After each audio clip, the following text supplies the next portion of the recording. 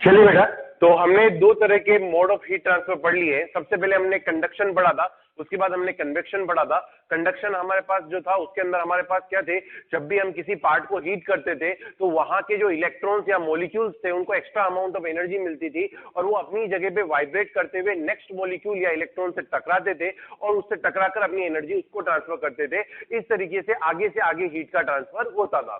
Convection में हमने ये पढ़ा कि जब हम किसी मटेरियल को हीट करते हैं तो उस जगह का जो पोर्शन होता है हमारे पास, वो गर्म होने के कारण क्या होता है, लेस डेंस हो जाता है। और लेस डेंस जो होती है चीज, वो क्या होगी, हमारे पास ऊपर की तरफ उठ जाती है और हाई डेंस मटेरियल जो कि ठंडा होता है वो नीचे आ जाता है और इस तरह से हमारे पास पूरी हीटिंग होती है। हमने ये भी पढ़ा कि बेटा कंडक्शन जो होता है वो मोस्टली किसके अंदर होता है, सॉलिड्स के अंदर होता है। और जो हमारे पास कन्वेक्शन होता है वो हमारे पास किसके अंदर हो रहा था, लिक्विड्स के अंदर हो रहा था या फिर गैसेस के अंदर हो रहा था। आपको मैंने ये भी पढ़ाया था कि कंडक्शन जो होती है वो एक स्लो प्रोसेस होती है। उसी तरीके से जो कन्वेक्शन है वो भी इतना फास्ट नहीं होता हमारे पास, वो भी ऑलमोस्ट लगभग स्लो प्रोसेस ही होती है। अब हम तीसरे मोड ऑफ हीट ट्रांसफर और last mode of heat transfer की तरफ बढ़ रहे हैं, जिसको हम बोलते हैं रेडिएशन। नाम से भी समझ में आ रहा है, रेडिएशन मतलब लाइट या इलेक्ट्रोमैग्नेटिक वेव जैसा कुछ होगा। तो रेडिएशन बेटा वो मेथड होता है जिसमें हीट का ट्रांसफर होता है एक जगह से दूसरी जगह पर और हमें बीच में मीडियम की जरूरत नहीं होती है। आप देख पा रहे हैं कि कंडक्शन और कन्वेक्शन दोनों के अंदर हमें जो भी मीडियम होता है उसकी जरूरत पड़ती है, क्योंकि कंडक्शन में मीडियम के ही तो मॉलिक्यूल वाइब्रेट करते हैं और कन्वेक्शन में मीडियम के ही मॉलिक्यूल्स या फिर मटेरियल जो होता है वो मूव करता है। बट रेडिएशन ऐसी प्रोसेस है जिसमें हीट का ट्रांसफर विदाउट एनी मीडियम होता है। मतलब अगर मीडियम होगा तो भी चलेगा, हमें मीडियम की जरूरत नहीं है, अगर है कहीं पर तो भी चलेगा। और अगर कहीं वैक्यूम क्रिएट कर दो आप तो भी वहां पर हीट का ट्रांसफर हो सकता है। तो वो किससे होता है, हमारे पास रेडिएशन से होता है। बेस्ट एग्जांपल अगर मैं इसका बात करूं आपको, तो आपको पता है कि सन से जो हीट है वो हमें अर्थ पर मिल रही है। क्लियर? अब सन से जो हीट हमें अर्थ पर मिल रही है तो उसमें आप सोचिए कि अब सन इतना दूर है, वहां से हीट हमें यहाँ पर आ रही है तो कैसे आ रही होगी। क्लियर? तो वो आती है बेटा रेडिएशन के मेथड से। आपको पता है सन और अर्थ के बीच में कुछ देर तक वैक्यूम रहता है, तो वो हीट रेडिएशन वैक्यूम में भी मूव कर पाता है। और उसके बाद आप जानते हो कि अर्थ का एटमॉस्फेयर आ जाता है, तब वहां पर एयर आ जाती है या अलग अलग टाइप की गैसेज आ जाती है, तो उसके अंदर भी हमारे पास हीट वहां से क्रॉस करके हमें मिलती है। मतलब रेडिएशन एक ऐसा मेथड है जिसमें मीडियम हो तो भी चलेगा और नहीं हो तो भी चलता है। क्लियर? तो ये हमारे पास क्या कहलाता है, रेडिएशन मेथड कहलाता है। तो चलिए स्टार्ट करते हैं।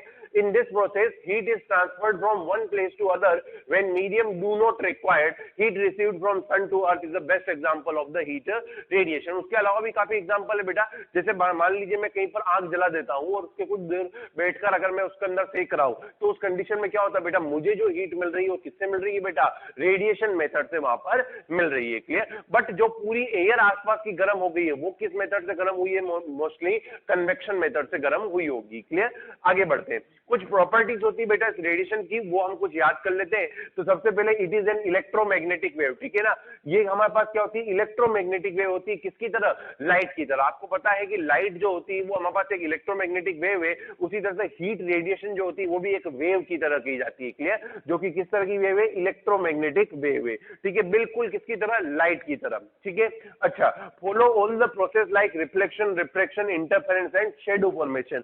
जिस तरह से आपको पता है कि लाइट का रिफ्लेक्शन होता है, रिफ्रैक्शन होता है, इंटरफेरेंस होता है, वही सब क्या होते हैं इस इलेक्ट्रोमैग्नेटिक वेव रेडिएशन के साथ भी होते हैं। साथ में क्या बनाती है बेटा, शैडो फॉर्मेशन भी करती है। अब शैडो फॉर्मेशन आप समझते हैं, मान लीजिए मैं यहाँ खड़ा हो गया, आगे कोई लाइट का सोर्स है तो मेरी पीछे की तरफ एक शेडो बनेगी। उसी तरह से हीट में भी शेडो बनती है। अब शेडो मतलब क्या होगा बेटा, समझना। मान लीजिए आगे हमारे पास क्या है कि कहीं पर, जैसे सन है, बेस्ट एग्जांपल सन का ही मान लो। सन से हीट रेडिएशन आ रही है बेटा। अब मान लीजिए मैं कमरे के अंदर हूं, तो मेरे ऊपर क्या छत है, तो छत क्या करती है, हमारे को एक शेडो बना लेती है ताकि हमें अंदर की तरफ हीट महसूस नहीं होती है। क्लियर? चलिए, it is the fastest mode of heat transfer with speed equal to light speed and move in straight line। ठीक है? ये सबसे फास्टेस्ट मेथड होता है बेटा। कहीं पर भी जो हीट ट्रांसफर का जो सबसे फास्टेस्ट मेथड है वो कौन सा है, रेडिएशन है। क्योंकि इसके अंदर जो हीट रेडिएशन का ट्रांसफर होना है वो लाइट की स्पीड से होता है। आप जानते हैं लाइट की स्पीड बहुत ज्यादा होती है, 3 × 10⁸ मीटर पर सेकेंड। तो इतनी स्पीड से ये हमारे पास मेथड होता है। Next thing, move in straight line. क्योंकि मैंने कहा कि आपको ये इलेक्ट्रोमैग्नेटिक वेव है और ये बिल्कुल लाइट की तरह सारे प्रिंसिपल्स को फॉलो करती होती है, हम जानते हैं लाइट स्ट्रेट लाइन में चलती है, तो ये भी स्ट्रेट लाइन के अंदर मूव करती है। क्लियर? अच्छा, आगे बात करें, radiation can occur in solid, liquid and gas all. आपको पता है कंडक्शन केवल सॉलिड में होता है और कन्वेक्शन केवल हमारे पास किसमें होता था, लिक्विड या गैसेस में। बट जो रेडिएशन है वो सॉलिड, लिक्विड, गैस, वैक्यूम सब जगह यहाँ पर हो सकता है। कुछ बच्चे सोच रहे होंगे सर आपने लिख दिया solid, liquid and gas, but हमें तो मीडियम नहीं चाहिए। तो हम ये कह रहे हैं बेटा मीडियम नहीं चाहिए, हमें मीडियम की जरूरत नहीं है, बट है तो हम क्या करें, होगा कोई बात नहीं, चलेगा। समझ गई बात को? तो मतलब वैक्यूम में या फिर सभी जगह यहाँ पर ये हो सकता है। आगे बात करें, wavelength of heat radiation is in infrared reason. ठीक है, ये इंफ्रारेड रीजन के अंदर होती है। क्लियर? कौन सी? Heat radiation. ठीक है, ये विजिबल रीजन के अंदर नहीं होती, अगर विजिबल होती तो हम हीट रेडिएशन को देख पाते हैं। क्लियर? ये किसमें होती है? इंफ्रारेड के अंदर। आपने कभी देखा होगा बेटा कि जब डिस्कवरी वगैरह हम चलाते हैं तो वहां थर्मल कैमरास लगे होते हैं, जब रात को उनको शूटिंग करनी होती है तो थर्मल कैमरास लगे होते हैं, तो आपको दिखता है कि जो भी ये शेर या हिरण वगैरह होते हैं ये कुछ लाल, पीले, नीले रंग के अंदर दिखते हैं। तो वो इंफ्रारेड रीजन को अपन वहां पे जो हीट रेडिएशन है ना, ये उसको डिटेक्ट करते हैं, उससे हमें वहां पर वो चीजें पता चलती है। वो आगे की बातें, वो हमें इतना डिटेल में जाने की जरूरत नहीं। When it falls on surface it exerts radiation pressure. ठीक है, जब ये किसी सरफेस पर गिरती है तो ये वहां पर रेडिएशन प्रेशर एक्सर्ट करती है। कैसे बेटा होता है रेडिएशन प्रेशर, उसको समझना। मान लीजिए जैसे यहां से कोई एक हीट रेडिएशन आई, यहां आकर इस पर गिरी, तो मान लेते स्ट्रेट लाइन में चलती है, हम भी स्ट्रेट लाइन ले लेते हैं, तो ऐसे आई, टेढ़ी और यहां गिरी, क्या टकराकर बेटा ये ऐसे चली जाएगी? भाई समझ में आ रहा ना बात को बेटा? ऐसे आई और टकराकर ऐसे चली गई। अब एक बात बताओ, जब ये ऐसे आकर टकरा कर ऐसे चली गई तो हम एक बात कह सकते हैं इसका मोमेंटम चेंज हुआ है। क्लियर? तो हम एक बात कहेंगे भाई मोमेंटम कैसे चेंज हुआ? भाई ऐसे आकर गिरी और इस तरह चली गई। ठीक है, हम जानते हैं कि हमारे पास जो होता है उसको हम hc लैम्बडा बाई उसकी एनर्जी लिखते हैं, तो उससे हम कह सकते हैं इसका मोमेंटम चेंज हुआ होगा। अगर इसका मोमेंटम चेंज हुआ है बेटा तो हम जानते हैं कि मोमेंटम चेंज मतलब फोर्स, और एरिया तो है ही, तो इसको हम क्या बनाते हैं? रेडिएशन प्रेशर बनाते हैं। क्लियर? चलिए, तो और जितनी भी आपकी लाइट की प्रॉपर्टीज है जो आप ऑप्टिक्स चैप्टर में पढ़ते हैं वो सारी यहाँ पर भी एप्लीकेबल होती है, बट यहाँ उनसे रिलेटेड कोई न्यूमेरिकल पूछा नहीं जाता, बस अपन केवल प्रॉपर्टीज की बारे में बात करें तो मैंने आपको डिस्कस करा दी। अब हम चल रहे हैं बेटा जहां पहला न्यूमेरिकल आपका जहां से बनेगा उस वाले पोर्शन पर। When heat radiation falls on a surface then some part of it gets reflected, absorbed and transmitted. अगर किसी सरफेस पर या किसी बॉडी पर जब हीट रेडिएशन गिरती है तो उसका कुछ पार्ट एब्जॉर्ब कर लिया जाता है बेटा, कुछ पार्ट उसका रिफ्लेक्ट कर लिया जाता है और कुछ पार्ट क्या होता है? बॉडी में से ट्रांसमिट हो जाता है। क्लियर? जैसे फॉर एग्जांपल मान लीजिए बेटा ये एक बॉडी है मेरे पास और यहाँ क्यू अमाउंट का हीट यहाँ पर इसके ऊपर गिरा, तो कुछ पार्ट क्या होता है बेटा? इसका रिफ्लेक्ट हो गया। क्लियर? कुछ पार्ट इसका क्या हो गया? ट्रांसमिट हो गया, मतलब बॉडी को क्रॉस कर गया, और कुछ पार्ट जो होता है इसका वो क्या कर गया? हमारे पास एब्जॉर्ब्ड हो गया बॉडी के अंदर। तो मैं ऐसा कह सकता हूं बेटा कि जो टोटल हीट है वो तीन पार्ट में डिवाइड हो गई, रिफ्लेक्टेड, एब्जॉर्ब्ड और ट्रांसमिटेड। क्लियर? तो टोटल हीट इन तीनों के सम के इक्वल होती है। अब पहला न्यूमेरिकल आपका यहां बनता है, वो क्या करते हैं? आपको टोटल हीट दे देते हैं और इन दोनों में से दो हीट हमें दे दी जाएगी और तीसरी हीट पूछी जाएगी, तो आप यहां से निकाल सकते हैं। बिल्कुल इजी सा बच्चों ऐसा क्वेश्चन है होगा ये। तो अगर बेटा मैं Q को यहाँ डिवाइड कर दूं तो क्या मेरे पास ये टर्म बन जाएगी, इसमें किसी कोई डाउट नहीं। ये जो QR अपॉन Q बना ना, इसको बोलते हैं reflection coefficient, R, small r से नोट करते हैं। QA अपॉन Q बना, इसको बोलते हैं एब्जॉर्प्शन कोफिशिएंट, A से नोट करते हैं। और QT अपॉन Q जो बना उसको हम ट्रांसमिशन कोफिशिएंट T से नोट करते हैं। तो यहां से बेटा मैं लिख सकता हूं R plus A plus T is equal to 1। Again इसके ऊपर भी न्यूमेरिकल पूछा जाता है, आपको R और A की वैल्यू दे देंगे, T की वैल्यू पूछ लेंगे, मतलब 2 की वैल्यू देकर तीसरे की वैल्यू आपसे पूछी जाती है। क्लियर? अगर बेटा ये जो चीजें यहाँ पर बनी है, अगर मैं इसके अंदर 100 का मल्टीप्लाई कर दूं, मतलब QR बाई Q के अंदर 100 का मल्टीप्लाई, QT बाई Q के अंदर 100 का मल्टीप्लाई और QA बाई Q के अंदर 100 का मल्टीप्लाई, मतलब कुल मिलाकर ये जो एब्जॉर्प्शन कोफिशिएंट्स है इनके अंदर अगर मैं 100 का मल्टीप्लाई कर दूं तो वो सब जो है हमारे पास क्या बन जाते हैं? Reflective power, transmittive power, absorptive power. Clear? ये सीधे किसके अंदर कन्वर्ट हो जाएंगे? रिफ्लेक्टिव, एब्जॉर्प्टिव और ट्रांसमिटिव पावर के अंदर। ठीक है, तो ये हमारे पास बेटा कोफिशिएंट हो गए और ये हमारे पास इसकी पावर हो गई। तो कोफिशिएंट निकाल लोगे। ठीक है, कोफिशिएंट कैसे निकालोगे? जो भी रिफ्लेक्टेड पार्ट है अपॉन टोटल पार्ट, और पावर निकालनी तो इनटू 100 कर देंगे। क्लियर बेटा? चलिए बेटा, तो हमने तीन तरह की पावर पढ़ी अभी, रिफ्लेक्टिव पावर, एब्जॉर्प्टिव पावर और ट्रांसमिटिव पावर। अब हम नेक्स्ट आ रहे हैं बेटा एमिसिव पावर पर। क्लियर? देखो एक चीज ध्यान रखना, एमिसिव पावर का मतलब क्या है बेटा कि आपको एमिशन का मतलब तो पता है ना कि मतलब कितनी चीजें एमिट हो रही है, उससे हमारे को अपने पास ये वर्ड बनता है एमिसिव पावर। तो क्या डेफिनेशन होती है इसकी? Amount of heat radiated by unit surface area in unit time at given temperature. किसी भी गिवन टेम्परेचर पर किसी यूनिट सरफेस एरिया मतलब 1 मीटर स्क्वायर एरिया से यूनिट टाइम के अंदर, मतलब 1 सेकंड इनके अंदर जितना अमाउंट ऑफ हीट रेडिएट होता है या एमिट होता है उसको हम क्या बोलते हैं बेटा, एमिसिव पावर बोलते हैं। ध्यान रखिएगा बेटा, ये रिफ्लेक्टिव पावर और रिफ्लेक्शन और एमिशन दोनों अलग होता है। एमिशन में क्या होता है बेटा, जो लाइट है वो एब्जॉर्ब हो गई या हीट जो है वो एब्जॉर्ब हो गई, उसके काफी देर बाद हमारे पास क्या हो रही है, एमिट हो रही है। तो ये रिफ्लेक्टिव चीज नहीं है, ये एमिसिव का मतलब होता है उसके बाद पहले से है और उसको वो क्या कर रहा है, एमिट कर रहा है। ठीक है, इसका ये मतलब नहीं कि उसके ऊपर गिरी और उसने इंसिडेंट वाली को ही क्या करा, रिफ्लेक्ट करा।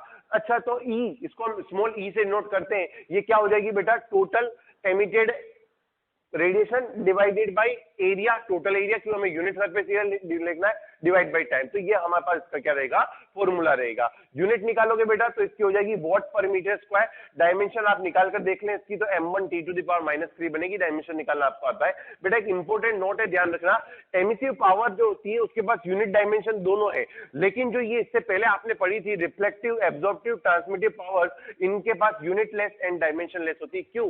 क्योंकि एक बात समझो बेटा, जैसे अगर मैं बात करूं रिफ्लेक्टिव पावर की, तो वो होती है QR/Q, मतलब वो तो Q का ही तो कुछ पार्ट है, तो ऊपर भी सेम यूनिट नीचे भी सेम यूनिट, इस कारण क्या होती है, वो यूनिट लेस और डायमेंशन लेस होती है। बट एमिसिव पावर के पास अपने पास यूनिट डायमेंशन होगी। अच्छा, आगे बात करते हैं बेटा एमिसिविटी की। जो एमिसिव पावर है उसी से रिलेटेड ही अपने पास बात है। देखो, एमिसिव पावर में क्या होता है, यूनिट सरफेस एरिया होता है, यूनिट टाइम होता है एट गिवन टेम्परेचर। बट इसमें क्या होगा, यूनिट सरफेस एरिया होगा, यूनिट टाइम होगा, और जो हमारी सराउंडिंग है उससे टेम्परेचर डिफरेंस भी यूनिट होगा, तो वो हमारे पास एमिसिविटी कहलाती है। Clear? Amount of heat radiated by unit surface area in unit time and unit temperature difference between body surface and surrounding. बस केवल इतना सा फर्क है, तो यहाँ 80 के साथ नीचे की तरफ डेल्टा टी भी आ जाएगा, मतलब यूनिट टेम्परेचर डिफरेंस भी आ जाएगा, और यहाँ पर हमारे पास एक केल्विन भी आ गया। केवल डेफिनेशन से बेटा याद रखनी, कुछ खास बात इनमें नहीं है।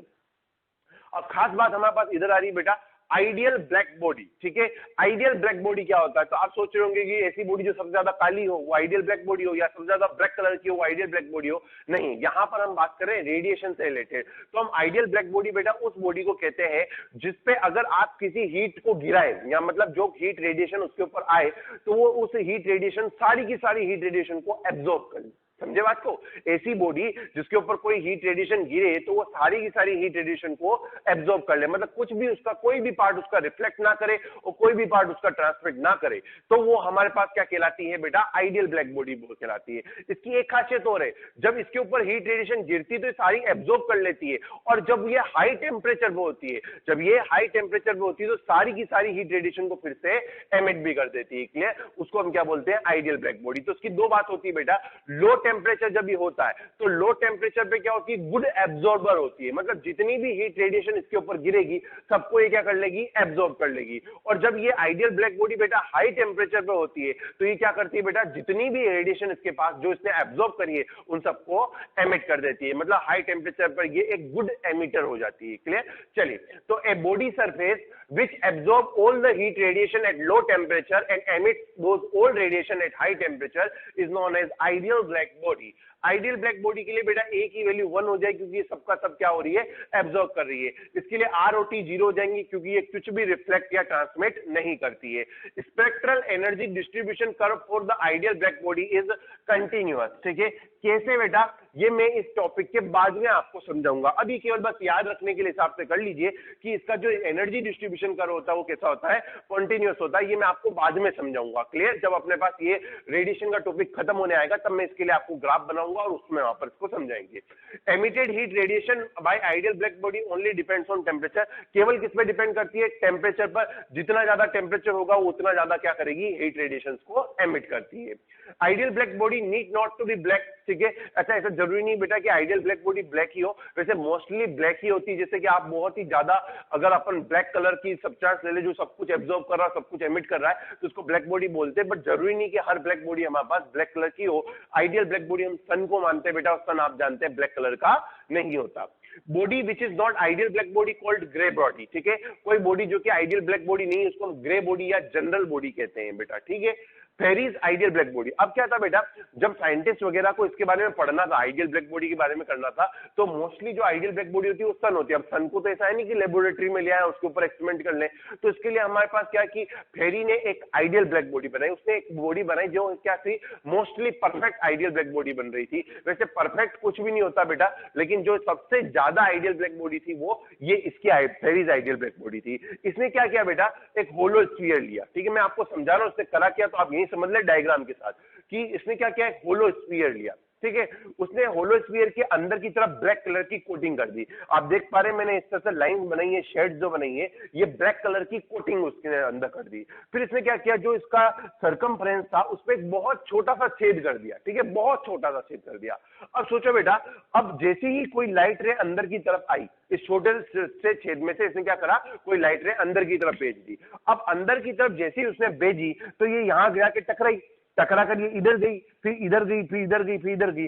अब जितनी बार ये टकराएगी दीवार पर उतनी बार ये क्या होती जाती है, एब्जॉर्ब होती जाती है। अब सोचो, क्या ये लाइट रे जो अंदर की तरफ गई है, इसके पास बाहर निकलने का तो एक ही रास्ता है ना, ये वाला, और आप सोचो कि इतने बड़े स्फीयर में कितना छोटा चांस होगा कि वो उसी रास्ते से वापस बाहर निकल जाए। मतलब लगभग 99% जो हमारे पास रेडिएशन होता है वो क्या हो जाता है, एब्जॉर्ब हो जाता है। क्लियर? तो इस तरीके से उसने क्या करा, आइडियल ब्लैक बॉडी वहां पर बनाई। तो black coating on inner surface of hollow sphere with tiny hole. अब आप सोच रहे हो, मान लो इसके अंदर 100 रेज उसने अंदर एंटर करी, उसमें से अगर 99 रेज अंदर ही रह गई, बाहर निकल ही नहीं पाई, तो केवल एक रही है जिसको ये रास्ता वापस मिलता है, तो ऐसी कंडीशन में हुआ। अब एक बात समझो, जैसे यहां से टकरा रहा है, ठीक है ना, आप सोच पा रहे हो कि यहां से मैंने एक ब्लैक कलर का ऐसे ट्रायंगल सा बनाया, वो इसलिए बनाया बेटा क्योंकि अगर ये नहीं होता ना तो टकरा के सीधी वापस पीछे चल जाती। मैंने इसको थोड़ा स्लेंट कर दिया ताकि वो अंदर ही टकरा कर अंदर ही घूमती रहे, वापस बाहर ना निकल पाए। बस इस तरह से आपको यहाँ पर याद रखना है। क्लियर?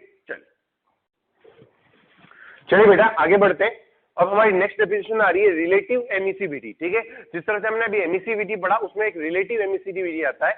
अब रिलेटिव वर्ड जहां पर भी आता है बेटा तो हम उसको किसी से कंपेयर करते हैं, ठीक है, और यहाँ कंपेयर करने के लिए हमारे पास क्या है, आइडियल ब्लैक बॉडी है, तो हम उससे कंपेयर करेंगे। तो रिलेटिव एमिसिविटी एक केवल सिंपल फॉर्मूला है बेटा, इसको हम ER से नोट करते हैं। ये क्या होता है बेटा, amount of heat radiated by GB. GB मतलब क्या होता है बेटा, जनरल बॉडी या grey body, divided by amount of heat radiated by ideal black body. Clear? ये उसका फॉर्मूला रहता है। अगर आप आइडियल ब्लैक बॉडी के लिए बात करेंगे तो बेटा ER की वैल्यू कितनी आएगी, 1। ऑब्वियसली अगर आप QGB को भी आइडियल ब्लैक बॉडी ले लेते हैं तो आइडियल ब्लैक बॉडी और आइडियल ब्लैक बॉडी दोनों कैंसिल आउट हो जाएगा, तो आंसर कितना आएगा, 1। और किसी भी जनरल बॉडी के लिए जो ER की वैल्यू होती है 1 से क्या होती है, कम होती है, बट 0 से वो क्या होती है हमारे पास, बड़ी होती है। 0 होने का मतलब तो कुछ भी एमिट नहीं कर रही है, बट ऐसी बॉडी प्रैक्टिकली पॉसिबल नहीं है। तो रिलेटिव एमिसिविटी क्या होती है, amount of heat radiated by general body divided by amount of heat radiated by ideal black body. और आइडियल ब्लैक बॉडी के लिए वैल्यू 1 होती है और जनरल बॉडी के लिए 1 और 0 के बीच में होती है। चलिए बेटा एक न्यूमेरिकल पे चलते हैं।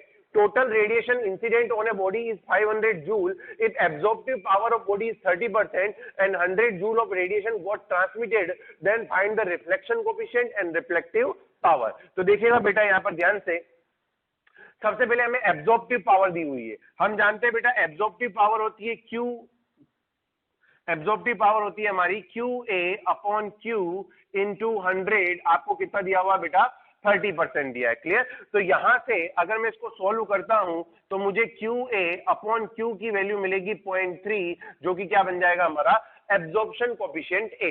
क्लियर? अच्छा, साथ में अब मैं क्या करता हूं बेटा, रिफ्लेक्शन कोफिशिएंट निकाल लेता हूं। सॉरी, हमारे को ट्रांसमिशन कोफिशिएंट के लिए वैल्यू दी है तो आप पहले T निकाल लीजिए, ट्रांसमिशन कोफिशिएंट। ये क्या होगा बेटा, Q transmitted upon Q।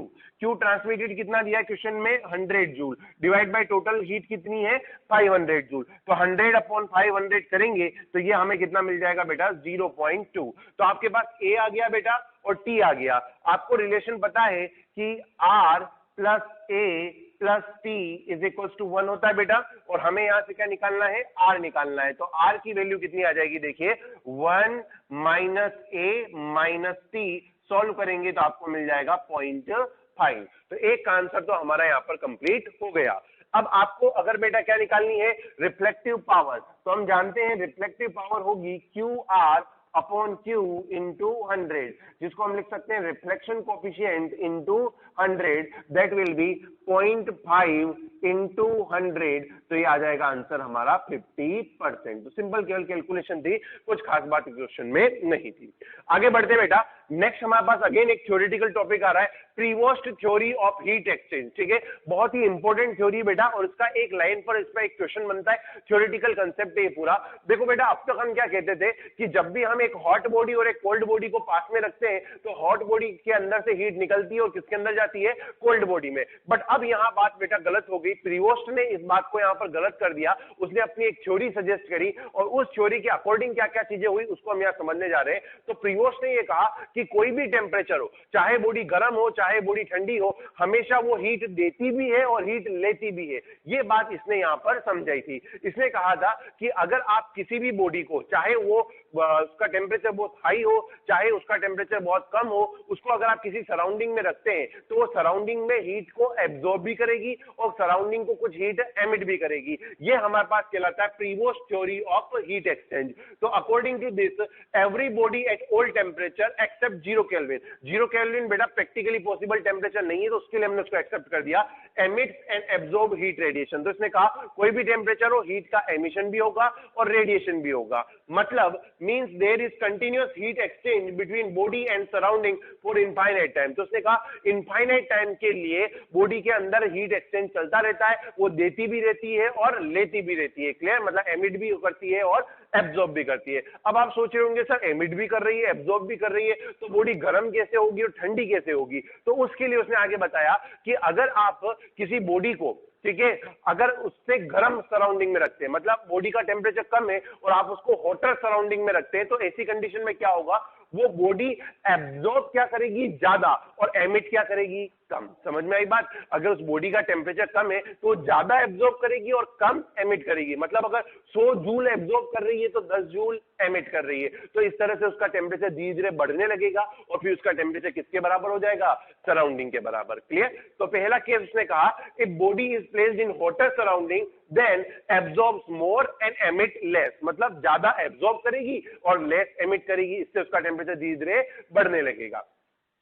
Case 2 पे चलते हैं, if body is placed in colder surrounding, अगर मैं बॉडी को कोल्डर सराउंडिंग में रख दूं, मतलब बॉडी का टेम्परेचर ज्यादा मान लूं और सराउंडिंग का टेम्परेचर कम मान लूं, तो ऐसी केस में बॉडी एमिट ज्यादा करती है और एब्जॉर्ब कम करती है। मतलब अगर एमिट 100 जूल कर रही है तो एब्जॉर्ब 10 जूल करेगी। इस तरह से वो ज्यादा एनर्जी एमिट करेगी तो धीरे धीरे उसका टेम्परेचर कम होने लगेगा और उसका टेम्परेचर फिर सराउंडिंग के बराबर हो जाएगा। केस 3 पे चलते हैं। अब केस 3 आपको समझ में आ ही रहा है, if body temperature and surrounding temperature become equal, अगर हमारा सराउंडिंग का टेम्परेचर बॉडी का टेम्परेचर इक्वल है तो आप कहेंगे सर अब तो कोई हीट एक्सचेंज नहीं होगा। गलत बेटा, उसने यही चीज कही थी कि कंटिन्यूअस हीट एक्सचेंज है, कभी नहीं रुकता। मतलब अगर आप किसी बॉडी का टेम्परेचर और सराउंडिंग का टेम्परेचर इक्वल कर देते हैं तो उसने ये कहा कि अब बॉडी जितना एमिट करेगी उतना एब्जॉर्ब करेगी, तो ओवरऑल तो उसके लिए कोई चेंज आया ही नहीं, लेकिन हीट का एक्सचेंज हुआ है। तो एक क्वेश्चन इसके ऊपर जो बनता है वो ये है कि यहां पर बहुत इंपॉर्टेंट क्वेश्चन बेटा बार बार पूछा जाता है नीट वगैरह में कि क्या अगर दोनों बॉडीज का टेम्परेचर सेम हो जाए तो हीट रेडिएशन खत्म हो जाता है, हीट एक्सचेंज खत्म हो जाता है? तो नहीं खत्म होता है। एक्चुअली उसके बजाय क्या होने लगता है, जितना वो एमिट करती है उतना ही वो एब्जॉर्ब करती है। क्लियर? तो if body temperature and surrounding temperature become equal then heat exchange won't stop, stop नहीं होगा। Then body will absorb and emit equal amount of heat radiation. Complete बेटा? तो थ्योरेटिकल टॉपिक है, कुछ खास नहीं, वो जो मैंने लाइन आपको समझाई वो याद रखिए।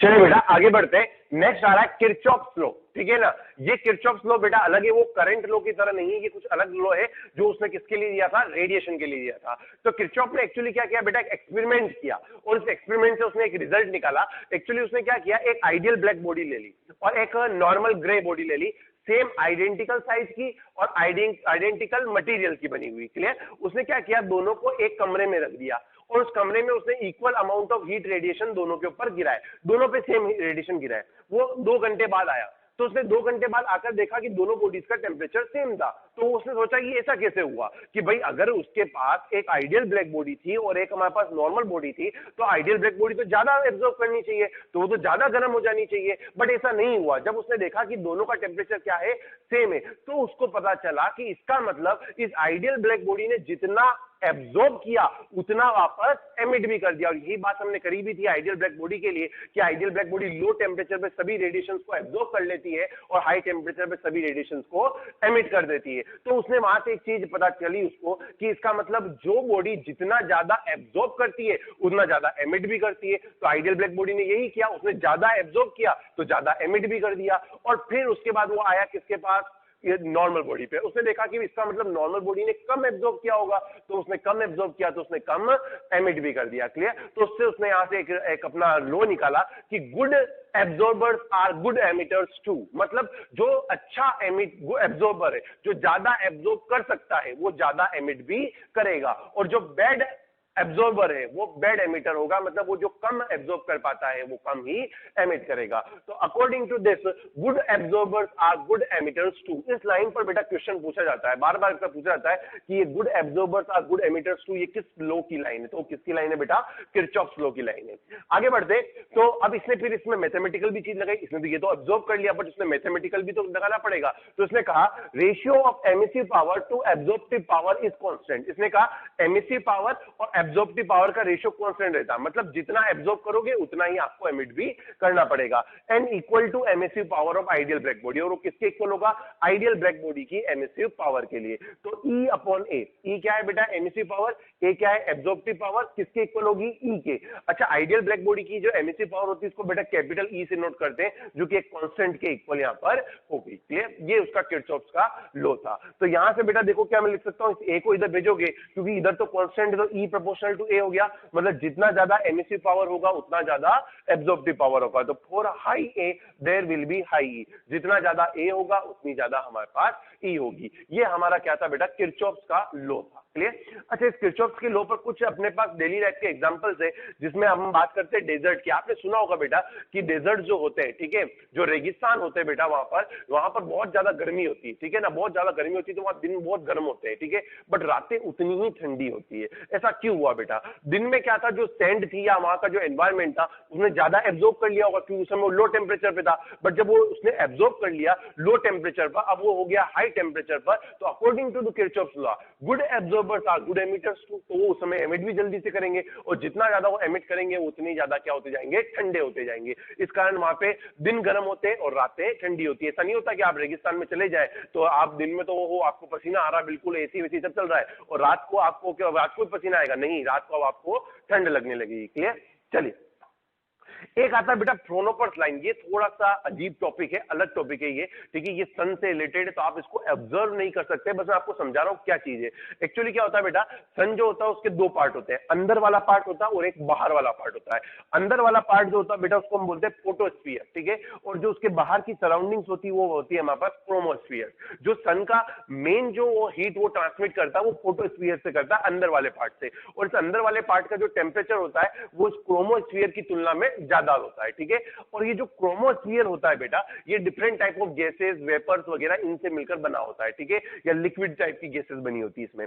तो अब क्या होगा बेटा कि जब यहां पर सन जो होता है वो लाइट एमिट करता है या हीट एमिट करता है, तो ये क्रोमोस्फीयर क्या करता है, कुछ लाइट्स को एब्जॉर्ब कर लेता है। अब क्या होगा बेटा, एक बात समझना, जैसे मान लीजिए मैं इस तरह से आपको समझा रहा हूं कि यहां से इस तरह से लाइंस निकल रही है और बीच में ये अगर दो लाइंस एब्जॉर्ब हो जाए तो आपको जो स्पेक्ट्रम पर लाइंस मिलेगी वो ऐसे मिलेगी। समझ पा रहे हो ना बात को? ये पहली लाइन तो मिलेगी बट बीच वाली दो लाइन को एब्जॉर्ब कर लिया किसने? क्रोमोस्फीयर ने। तो यहां पर बेटा कुछ गैप बन जाता है, इस गैप को बोलते हैं डार्क फ्रोनोफर लाइन। याद रहेगा बेटा क्या चीज है फ्रोनोफर लाइन का मतलब? जो ये है हमारे पास क्रोमोस्फीयर, इसने क्या किया, जैसे मान लो ऐसे समझ लो कि सन ने 5 लाइट एब्जॉर्ब एमिट करी, उन 5 में से 2 किसने एब्जॉर्ब कर ली? क्रोमोस्फीयर ने। तो यहां पर ये 2 लाइन का स्पेक्ट्रम नहीं मिलेगा आपको, तो ये दोनों लाइन अपने पास क्या हो गई? एब्जॉर्ब हो गई, जिसको बोलते हैं डार्क फ्रोनोफर लाइंस। अब क्या होता है बेटा, जब अपने पास सोलर एक्लिप्स होता है, ठीक है, जब सूर्य ग्रहण होता है तो इस सन के आगे क्या होता है? मून आ जाता है। अब जो सन के आगे मून आता है तो किसके आगे आ जाता है बेटा? फोटोस्फीयर के। तो ऐसी कंडीशन में फोटोस्फीयर से हमें जो लाइट है वो नहीं मिल पाती। अब काम कौन करेगा बेटा? क्रोमोस्फीयर। किरचॉफ ने कहा था कि जिसने एब्जॉर्ब किया उसको एमिट भी करना पड़ेगा, और अब काम किसका आता है बेटा? क्रोमोस्फीयर का। तो क्रोमोस्फीयर जो अब हमें सनलाइट मिलती है किससे मिलती है? क्रोमोस्फीयर से। इसी कारण आपने देखा होगा कि सूर्य ग्रहण होता है, सोलर एक्लिप्स होता है उस दिन हमें जो लाइट होती है कुछ अलग तरह की दिखती है सन की। वो किस रीजन से? क्योंकि उस दिन आपको जो लाइट मिल रही है वो फोटोस्फीयर सेंट्रल पार्ट ऑफ सन से नहीं मिल रही है, उसके सराउंडिंग पार्ट किससे मिल रही है? क्रोमोस्फीयर से मिल रही है। इसी कारण का क्या कहा जाता है बेटा, पहले के जमाने में माना भी जाता था, अभी भी कहीं कहीं माना जाता है कि जो सूर्य ग्रहण के दिन जो सनलाइट होती है वो हार्मफुल होती है हमारे लिए, और साथ में ऐसा कहा जाता है कि उसके बाद नहाना चाहिए, कोई भी अच्छे काम नहीं करने चाहिए। उन सबका बेटा रीजन है, यही रीजन है, क्योंकि जो क्रोमोस्फीयर होता है वो गैसेस से मिलकर बनना होता है, और इनमें से काफी सारी गैसेस जो होती है पॉइजनस होती है। इस कारण जो हम ऐसा मानते हैं कि वो जो सनलाइट है उनके अंदर भी कुछ पॉइजनस प्रॉपर्टीज होती है। इसी कारण कहा जाता है कि हमें को जब सूर्य ग्रहण होते हैं सनलाइट वगैरह में बाहर नहीं निकलना चाहिए। जो पुराने जमाने में अपने माना जाता था वो एक तरह से सही बात ही है लगभग, ठीक है। तो ये हमारे पास बेटा क्या कहलाता है? क्रोमोस्फीयर और फोटोस्फीयर का फ्रोनोफर लाइंस कहलाता है। बस आपको याद रखना है क्या चीज है, क्योंकि क्रोमोस्फीयर कुछ एब्जॉर्ब करता है जो बाद में कुछ एमिट भी करता है, बाकी और कुछ डिटेल इसके अंदर नहीं पूछी जाती है। चलिए बेटा आगे बढ़ते हैं। मेरे ख्याल से सबसे इंपॉर्टेंट पार्ट आ रहा है ये रेडिएशन का, सबसे इंपॉर्टेंट पार्ट रेडिएशन का अब आ रहा है जिसको बोलते हैं स्टीफन्स लॉ। अगेन ये भी एक अपने पास क्या एक्सपेरिमेंटल लॉ है बेटा। एक चीज ध्यान रखना, प्रिवोस्ट ने जो थ्योरी दी वो उसने अपने एक्सपेरिमेंट करके दी। दूसरी बात, ये किरचॉफ ने जो भी किया वो उसने अपने एक्सपेरिमेंट से किया, और स्टीफन ने जो भी किया वो भी अपने एक्सपेरिमेंट से किया। ये कुछ अपने पास क्या, इनका कुछ डेरिवेशन वगैरह नहीं है। स्टीफन लॉ, अब स्टीफन लॉ ने क्या कहा वो उसको समझते हैं। इसने कहा amount of heat radiated by unit surface area of ideal black body in unit time is directly proportional to fourth power of its absolute temperature। इसने कहा कि कोई भी बॉडी के अंदर जितनी वो हीट रेडिएशन एमिट करेगी पर यूनिट एरिया या पर यूनिट टाइम में, वो किसके प्रोपोर्शनल होगी? टेम्परेचर की फोर्थ पावर के। बट एक बात ध्यान रखना बेटा, जो सबसे इंपॉर्टेंट है, ये जो अपने पास लॉ है ये केवल किसके लिए लगाया गया? उसने आइडियल ब्लैक बॉडी के लिए ही बात किया। दूसरी चीज आप एक बात ध्यान रखिए, इसने बोला यहां पर एब्सोल्यूट टेम्परेचर के प्रोपोर्शनल है, मतलब आपको जो टेम्परेचर लेना होगा वो आप टेम्परेचर किसके अंदर लेंगे? केल्विन के अंदर लेंगे, सेल्सियस में नहीं लेंगे। क्लियर? तो ये जो टी है वो किसके अंदर होगा बेटा? केल्विन के अंदर। तो इसने कहा, अब मैंने आपको बोला था अभी भी कि आइडियल ब्लैक बॉडी के लिए जो एमिसिव पावर होती है उसको हम कैपिटल ई से नोट करते हैं। तो उसने कहा कैपिटल ई किसके प्रोपोर्शनल रहेगा? T to the power fourth के। प्रोपोर्शनल को हटाओगे तो बेटा एक आ जाएगा कांस्टेंट सिग्मा, और इस सिग्मा को बोलते हैं स्टीफन कांस्टेंट, जिसकी वैल्यू होती है 5.67 इंटू 10 टू द पावर -8, जो कि आपको याद रखनी है, अभी हम न्यूमेरिकल्स में यूज करेंगे। अब एक्चुअली ई क्या है बेटा? Amount of heat radiated per unit area and in unit time. इसका मतलब Q emitted upon area upon time है, और इसकी वैल्यू किसके इक्वल है बेटा? Sigma T to the power 4 के लिए। ये केवल किसके लिए? आइडियल ब्लैक बॉडी के लिए। कभी होता है बेटा कुछ क्वेश्चन में आपको ऐसे पूछेंगे heat radiated per unit time, but ये तो क्या है? Heat radiated per unit time पर यूनिट एरिया, मतलब हमें एरिया नहीं चाहिए तो एरिया को आप उधर भेज दें, तो क्यू एमिटेड अपॉन टाइम आपको मिलेगा। ये कुछ क्वेश्चन में ये पूछा जा सकता है। कुछ क्वेश्चन में क्या पूछते हैं? Total heat radiated in given time, मतलब आपको कह देंगे बताओ 2 मिनट या 3 मिनट या 4 मिनट में कितनी हीट रेडिएट होगी, तो उसका फॉर्मूला क्या रहेगा? क्यू एमिटेड बराबर, अब आपको क्यू एमिटेड निकालना है तो ए और टी दोनों को दबे दो, sigma A T to the power 4 into T. अब आपको कभी ऐसा क्वेश्चन आ गया कि आइडियल ब्लैक बॉडी के लिए नहीं और कहा कि general black body, general body के लिए या ग्रे बॉडी के लिए निकालो, तो बेटा उस फॉर्मूले में आपको आगे ईआर लगाना पड़ेगा। ठीक है, ईआर क्या होता है? Relative emissivity. उसकी वैल्यू आपको दी होगी, आप यहां पुट करना, आपको क्वेश्चन में सॉल्व हो जाएगा। तो इन सभी पे हम अभी एक न्यूमेरिकल्स करेंगे, वो आपको न्यूमेरिकल के थ्रू समझ में आएंगे। सभी फॉर्मूलों को याद रखना है, बहुत इंपॉर्टेंट फॉर्मूले ये हैं। चलिए बेटा, तो आगे की तरफ हम बढ़ रहे हैं। नेक्स्ट हमारे पास आ रहा है rate of heat loss and rate of fall in temperature. और जैसे हमें पता है कि मान लीजिए अगर हम किसी गर्म बॉडी को कोल्डर सराउंडिंग के अंदर रख देते हैं, तो हमने प्रीवोस्ट की थ्योरी से पढ़ा था कि वो एमिट ज्यादा करेगी और एब्जॉर्ब कम करेगी। ऐसी कंडीशन में क्या होगा? वो धीरे धीरे अपनी हीट को लॉस करना स्टार्ट करेगी, उसका टेम्परेचर धीरे धीरे डिक्रीज होना स्टार्ट होगा। तो अब कितना टेम्परेचर डिक्रीज होगा या कितनी रेट से वो हीट लॉस होगी, उसको हम बोलते हैं rate of heat loss and rate of fall in temperature. तो हम मान लेते हैं बेटा, consider ideal black body of temperature T is placed in surrounding of temperature T not, T is greater than T not. हमने मान लिया एक T टेम्परेचर की बॉडी सराउंडिंग में रखी हुई जिसका टेम्परेचर T नॉट है और T हमारा बड़ा है T नॉट से, तभी तो हमारा हीट लॉस होगा। तो Q emitted by ideal black body to surrounding, तो हम जानते हैं कि आइडियल ब्लैक बॉडी जो है वो कुछ एनर्जी हमारी एमिट करेगी। एमिट क्यों करेगी? ज्यादा एमिट करेगी बेटा। ठीक है, तो ये कितना होगा? Sigma A T to the power 4 into T. ये मैंने अभी आपको स्टीफन्स लॉ में समझाया था। अब कुछ पार्टी एब्जॉर्ब भी करेगी, क्योंकि प्रीवोस्ट ने कहा कि भले बॉडी का टेम्परेचर कुछ भी हो, ये एमिट भी करती है और एब्जॉर्ब भी करती है। तो Q absorbed by ideal black body from surrounding will be sigma A T0 to the power 4 into T, क्योंकि सराउंडिंग से एब्जॉर्ब कर रहे हैं ना, तो ये टेम्परेचर किसका यूज होगा यहाँ पर बेटा, सराउंडिंग का यूज होगा, क्योंकि सराउंडिंग ने जितना एमिट किया होगा उतना इसने एब्जॉर्ब किया होगा। चलिए, तो net loss in heat radiation is equal to Q emitted minus Q absorb. हमें जानते हैं कि ये ज्यादा होगा क्योंकि बॉडी क्या है हमारे पास, गर्म है, तो इन दोनों को माइनस करोगे तो बेटा ये आ जाएगा, ये नेट हीट लॉस हमें मिल गया। बट क्वेश्चन में हमें पूछा है रेट ऑफ हीट लॉस, तो हम क्या लिखेंगे, rate of loss of heat is equal to, बेटा इसको RH से डिनोट करते हैं और ये होता है Q net divided by time. तो इस टाइम को इधर भेज दो तो हमारा फॉर्मूला ये बन जाएगा। क्लियर। अगर आपको कहा जाता है rate of fall in temperature, जिसको रेट ऑफ कूलिंग भी कहा जाता है, उसका फॉर्मूला होगा RT, और RT कहलाएगा बेटा डेल्टा T अपॉन T। और आपको पता है डेल्टा Q बराबर क्या होता है, MS डेल्टा T। तो यहां से डेल्टा T निकालोगे तो क्या आएगा, डेल्टा Q अपॉन MS। तो ये यहां पर देखो डेल्टा Q अपॉन T का फॉर्मूला ये है, डिवाइड में क्या आ गया, केवल एक एक्स्ट्रा MS आ गया। तो ये हमारे पास क्या बन गया, rate of fall in temperature. कुछ ज्यादा खास नहीं था, rate of fall in temperature होता है बेटा डेल्टा T अपॉन टाइम। तो डेल्टा T को MS डेल्टा T यहाँ पर ये हमें पता है, तो यहां से डेल्टा T निकालोगे तो डेल्टा Q अपॉन MS आ गया, और ये Q नेट अपॉन T की वैल्यू तो ये है पूरी, डिवाइड बाय MS हो गया। अगर आप ध्यान से देखिए बेटा तो RT 1 अपॉन R के प्रोपोर्शनल होगा। क्यों, ध्यान से देखिए, ये मास है बेटा, मास को क्या लिख सकते हैं, डेंसिटी इंटू वॉल्यूम। क्या वॉल्यूम में रेडियस का क्यूब आएगा, और ऊपर क्या है, एरिया, ऊपर एरिया में क्या आएगा, रेडियस का स्क्वायर। तो ओवरऑल हमारे पास 1 अपॉन R के प्रोपोर्शनल होता है। अब कुछ फैक्टर्स है बेटा जिनके ऊपर ये RH और RT डिपेंड करते हैं। मान लीजिए अगर मैं रेडियस को बढ़ाता हूं, तो बेटा देखो रेडियस को बढ़ाओगी तो एरिया बढ़ेगा, अच्छा एरिया बढ़ेगा तो RH भी हमारा बढ़ेगा। बट रेडियस को जब बढ़ाओगे तो रेडियस के बढ़ाने से RT बेटा क्या होता है, हमारा डिक्रीज होता है। क्यों, क्योंकि हमारा देखो एरिया रेडियस स्क्वायर के प्रोपोर्शनल है, बट नीचे मास है, मास में आएगा डेंसिटी इंटू वॉल्यूम, और वॉल्यूम के अंदर हम क्या करते हैं बेटा, R क्यूब लेते हैं। चलिए, अगर बेटा मास को इंक्रीज करें तो मास को इंक्रीज करने पे RH पे कोई इफेक्ट नहीं आएगा, क्योंकि RH के फॉर्मूले में मास आता ही नहीं है। बट हमारा RT क्या हो जाएगा, डिक्रीज, यहां से दिख ही रहा है हमें। अगर हम टेम्परेचर T को बढ़ाएं, मतलब बॉडी के टेम्परेचर को बढ़ाएं, तो उस कंडीशन में हमारा RH भी बढ़ेगा और RT भी इंक्रीज होगा। अगर मैं स्पेसिफिक हीट को बढ़ाता हूं, S को बढ़ाता हूं, तो स्पेसिफिक हीट बढ़ाने पर इस पे कोई फर्क नहीं पड़ेगा, केवल फर्क किस पे पड़ेगा, RT पर, और स्पेसिफिक हीट पड़ेगी तो ये हमारा डिक्रीज होगा। क्लियर। हम जानते हैं जितनी ज्यादा स्पेसिफिक हीट उतना ही ज्यादा हीट की जरूरत पड़ती है टेम्परेचर चेंज करने में, इससे हमारा टेम्परेचर चेंज कम होगा। और डेंसिटी बढ़ाओगे बेटा तो अगेन हमारा RH पे कोई इफेक्ट नहीं आएगा, केवल इफेक्ट किस पे आएगा, RT पे, और वो डिक्रीज होगा क्योंकि मास में क्या आएगा, डेंसिटी इंटू वॉल्यूम। क्लियर। अब बेटा हम न्यूमेरिकल से चल रहे हैं, जो कि सिंपल से परसेंटेज वाइज न्यूमेरिकल है, कुछ खास नहीं है, आपको बस केवल वैल्यूज पुट करनी है और आपके आंसर्स आ जाएंगे। चलिए पहला क्वेश्चन लेते हैं। emissive power of an ideal black body is E at temperature T, then find out the emissive power of body at temperature T by 3, also find the change in emissive power। आप जानते हैं E proportional to T की power 4 होता है बेटा, तो E1 upon E2 is equal to T1 upon T2 की power 4।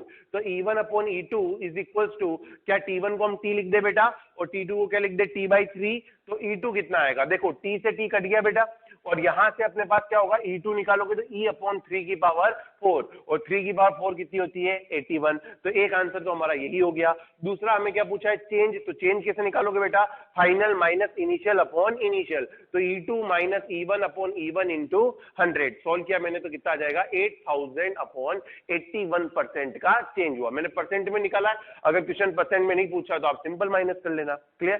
चलिए, an ideal black body is at temperature of 27 degrees Celsius. If temperature changes to 127 degree Celsius, then find the increase in emissive power. ये question बस मैं केवल इसलिए करा रहा हूं क्योंकि बच्चे गलती क्या करते हैं, वो क्वेश्चन के अंदर सेल्सियस से क्वेश्चन कर देते हैं। बट मैंने आपको समझाया था स्टीफन के लॉ के अंदर टेम्परेचर किसमें होता है, केल्विन में। तो पहले T1 को केल्विन में कन्वर्ट करोगे तो 300 केल्विन, फिर T2 को केल्विन में कन्वर्ट करोगे तो 400 kelvin, again E1 upon E2 is T1 upon T2 की पावर 4।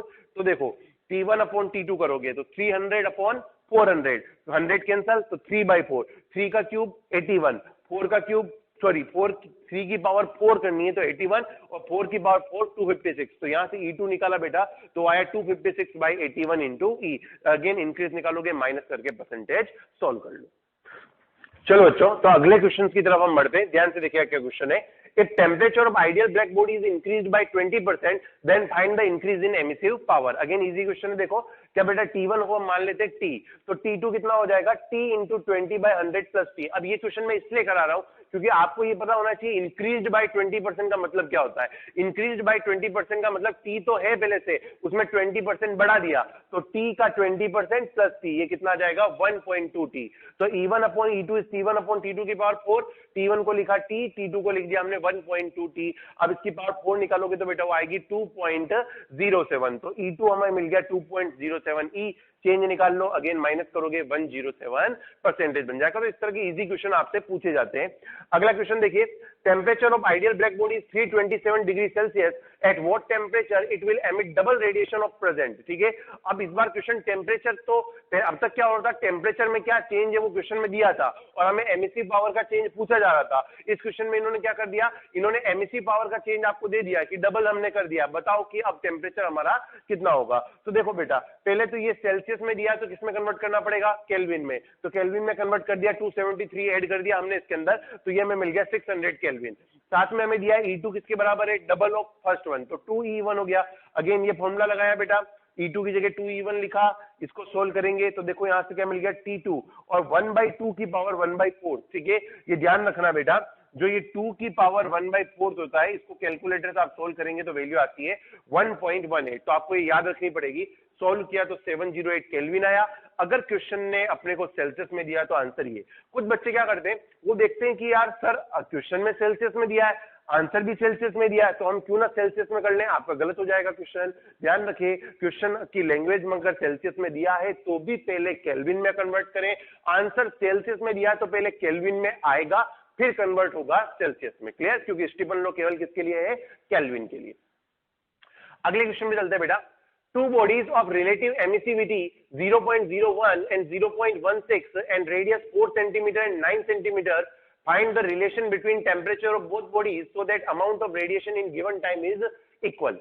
मतलब ये कह रहा है कि दोनों ने जितना रेडिएशन एमिट किया है गिवन टाइम में वो इक्वल है, मतलब Q एमिटेड 1 और Q एमिटेड 2 इक्वल है बेटा। क्या Q एमिटेड 1 का फॉर्मूला होगा, देखो क्योंकि इसने आइडियल ब्लैक बॉडी नहीं कहा तो हमें क्या लेना पड़ेगा, ER के साथ लेना पड़ेगा, तो ER1 सिग्मा A1 T1 की पावर 4 इंटू T, इधर आ जाएगा ER2 सिग्मा A2 T2 की पावर 4 इंटू T। देखो सिग्मा और T टाइम कट गए, ER1 की वैल्यू रख दी, ER2 की वैल्यू रख दी, A1 को क्या लिख सकते हैं, रेडियस का स्क्वायर, बाकी टर्म तो कट जाएगी, तो R1 का स्क्वायर, इधर R2 का स्क्वायर, T1 की पावर 4 T2 की पावर 4, हमने निकाल दिया T1 अपॉन T2 की पावर 4 को, तो देखो 0.16, ये इधर गया 0.01 इंटू R2 कितना है बेटा 9 का स्क्वायर कितना होता है 81, और इधर से ये आया तो कितना हो गया हमारे पास 16। ठीक है, अब अगर आप यहां से देखोगे 0.16, ये 16 बचा, कैंसिल आउट 81, तो इसको सोल्व किया तो हमारे पास थ्राइस ऑफ T2 आ गया। क्लियर, चलिए बेटा कुछ रिलेशन आप इसे सीधे याद रख सकते हो, काफी क्वेश्चन में क्या होता है डायरेक्ट पूछा जाता है, तो अगर आपको याद रहेंगे तो आप आराम से कर लोगे। मान लो कि हम जानते हैं E प्रोपोर्शनल टू T की पावर 4 है, अभी गिवन टेम्परेचर पे हमारी एमिसिव पावर E है, अगर मैं टेम्परेचर को 2T कर दूं तो देखो अगर आप 2T करोगे तो आपको 2 की पावर 4 करनी पड़ेगी, और 2 की पावर 4 कितनी होती है 16। अगर 3T कर दोगे तो 3 की पावर 4 करनी पड़ेगी, मतलब 81। 4T कर दोगे तो 4 की पावर 4 करनी पड़ेगी, मतलब 256। ऐसे ही अगर आप T/2 T/3 T/4 करते हैं तो ये रिजल्ट आते हैं जो आप डायरेक्टली याद रख सकते हैं। चले बेटा, तो हम आगे बढ़ रहे हैं यहाँ पर नेक्स्ट क्वेश्चन की तरफ। ठीक है, ध्यान से देखिए क्या क्वेश्चन है, rate of fall in temperature of a sphere at 300 Kelvin is RT, then find the rate of fall in the temperature of a sphere at 200 Kelvin by assuming temperature of surrounding is 100 Kelvin। आपको पता है बेटा कि ये जो हमारे पास rate of fall in temperature होता है इसको हम RT से नोट करते हैं, और इसका फॉर्मूला हमारे पास आता है सिग्मा A T की पावर 4 माइनस T0 की पावर 4 अपॉन MS। क्लियर बेटा, जहां पर T जो होता है ये बॉडी का टेम्परेचर होता है और T0 हमारे पास क्या होता है सराउंडिंग का टेम्परेचर होता है। क्लियर, तो सबसे पहले हम बात करें कि शुरुआत में जो हमें रेट दी हुई है वो RT दी हुई है, अगर मैं इसके अंदर वैल्यूज पुट करता हूं तो ये हो जाएगा सिग्मा A T की पावर 4। ठीक है, शुरुआत में टेम्परेचर कितना दिया बेटा 300 केल्विन, तो 300 केल्विन की पावर 4 माइनस T0 क्या बेटा सराउंडिंग, सराउंडिंग का टेम्परेचर कितना है 100 केल्विन, तो 100 की पावर 4 डिवाइडेड बाई क्या आ जाएगा बेटा नीचे की तरफ MS। ठीक है, अब अगर मैं बात करूं बेटा RT न्यू की, जो हम नए टेम्परेचर की बात कर रहे हैं तो तब हमारे पास ये बन जाएगा सिग्मा ए, और अब आपने टेम्परेचर कितना ले लिया बेटा 200 केल्विन, तो ये हो जाएगा 200 की पावर 4 माइनस सराउंडिंग का टेम्परेचर 100 की पावर 4 डिवाइडेड बाई क्या हो जाएगा बेटा ms निकाल हो जाएगा। क्लियर? हमें क्या करना है, आरटी न्यू की वैल्यू निकालनी है आरटी की टर्म्स में, तो हम क्या करते हैं दोनों को डिवाइड कर देते हैं। अगर मैं दोनों को डिवाइड कर देता हूं बेटा तो RT upon RT new is equals to कितना हो जाएगा, देखिए सिग्मा ए और एमएस हमारे पास क्या हो गए, कैंसिल आउट हो गए, तो ऊपर आ जाएगा बेटा 300 की पावर 4 माइनस 100 की पावर 4 अपॉन नीचे आ जाएगा बेटा 200 की पावर 4 माइनस 100 की पावर 4। क्लियर? यहां से आपका 100 कॉमन आकर कैंसिल आउट हो जाएगा बेटा, तो ये हमारे पास बच जाएगा 3 की पावर 4 माइनस 1 की पावर 4 अपॉन 2 की पावर 4 माइनस 1 की पावर 4। 100 कॉमन निकाला हमने, 100 की पावर 4 कॉमन आएगी एक्चुअली, वो सब में क्या हो गई, कैंसिल आउट हो गई। 3 की पावर 4 की बात करेंगे बेटा तो ये आती है हमारे पास 81 माइनस 1, और 2 की पावर 4 की बात करेंगे बेटा तो आता है 16 minus 1। So this will be 80 divided by 15 हमारे पास यहाँ पर बन जाएगा। क्लियर? आप इसको कैंसिल आउट कर लेंगे आगे, तो हमारे पास ये इस तरह से बन जाएगा 16/3। आपको आरटी न्यू निकालना है बेटा, तो आरटी न्यू हमारे पास कितना हो जाएगा, आप इसका क्रॉस मल्टीप्लाई करा दीजिए तो ये हो जाएगा 3/16 ऑफ ओल्ड आरटी। ये हमारा आंसर यहाँ पर बन गया। अगर क्वेश्चन में आपको ऐसा कह देता है कि हमने मटेरियल चेंज कर दिया है और जो नया मटेरियल उसका स्पेसिफिक हीट इतना है, तो आपको वो सब चीजें भी रखकर यहाँ पर सिंपल सा रेशियो जैसा क्वेश्चन करना है, कुछ खास बात इनमें नहीं होती। आगे बढ़ते बेटा अगले क्वेश्चन पर। Radius of two sphere is 2 metre and 3 metre, temperature of both sphere is 127 degree Celsius and 227 degree Celsius, find the ratio of loss of heat if surrounding temperature is 27 degree Celsius. Clear? हमें क्या करना है, दोनों का ratio निकालना है। Clear? तो सबसे पहले आप एक बात समझिए, अगर मैं पहले वाले स्फीयर के लिए RH लिखता हूं, मतलब RH1 लिखता हूं, तो RH1 का फॉर्मूला होता है sigma A T to the power 4 minus T0 to the power 4 होगा। क्लियर? यहां पर हम पहले वाले के लिए लिख रहे हैं इसलिए हमने इसको किससे नोट कर दिया, T1 से। अगर मैं दूसरे वाले स्फीयर की बात करूं तो उसके लिए रेट ऑफ हीट लॉस का फॉर्मूला हो जाएगा सिग्मा ए T2 की पावर 4 माइनस T0 की पावर 4। अगर हमारा ये rate of fall in temperature होता तो नीचे की तरफ MS भी आता। अब देखिए बेटा यहां पर बस आपको केवल वैल्यूज पुट करनी है, तो हम जल्दी से वैल्यूज निकाल लेते हैं। सबसे पहले बेटा T1 जो होगा वो हमें मिलेगा 127 प्लस 273 हो जाएगा। क्लियर? तो ये हमें मिल गया कितना बेटा, 400 केल्विन।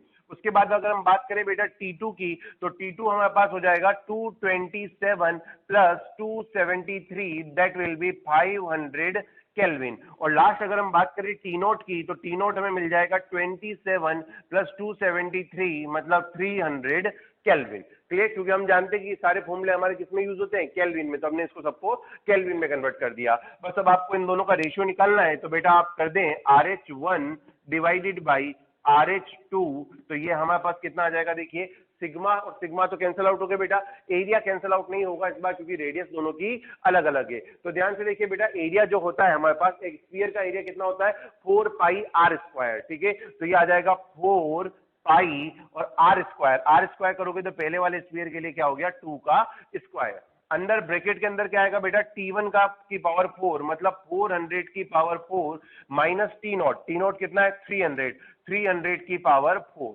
टोटली डिवाइडेड बाई 4 पाई, और अब हमारे पास रेडियस कितनी हो गई, 3 का स्क्वायर, और ये बन जाएगा हमारे पास, देखिए ध्यान से 400 तो यहाँ था, T2 हमारा कितना है 500, तो 500 की पावर 4 माइनस 300 की पावर 4। अगेन देखिए बेटा 4 पाई कैंसिल आउट हो गया, 2 का स्क्वायर करोगे ऊपर तो आएगा 4 और डिवाइडेड में नीचे की तरफ आ जाएगा 9c का स्क्वायर। 100 कॉमन आकर कट गया बेटा, तो यहाँ ऊपर तो बच रहा है 4 की पावर 4 माइनस 3 की पावर 4 डिवाइडेड बाई नीचे से बच रहा है 5 की पावर 4 माइनस 3 की पावर 4। क्लियर? यहाँ तक समझ में आ गया बेटा आपको? चलिए अब आप आगे बस को कैलकुलेट कर लेंगे तो आपका आंसर बन जाएगा 4/9 मल्टीप्लाइड विद, देखो बेटा 4 की पावर 4 करते हैं तो हमें मिलता है 256 माइनस 3 की पावर 4 करते हैं बेटा तो हमें मिलता है 81 टोटली डिवाइडेड बाई 5 की पावर 4 करोगे बेटा तो 25 का स्क्वायर है, और आप जानते हैं 25 का जो स्क्वायर होता है वो आता है हमारा 625।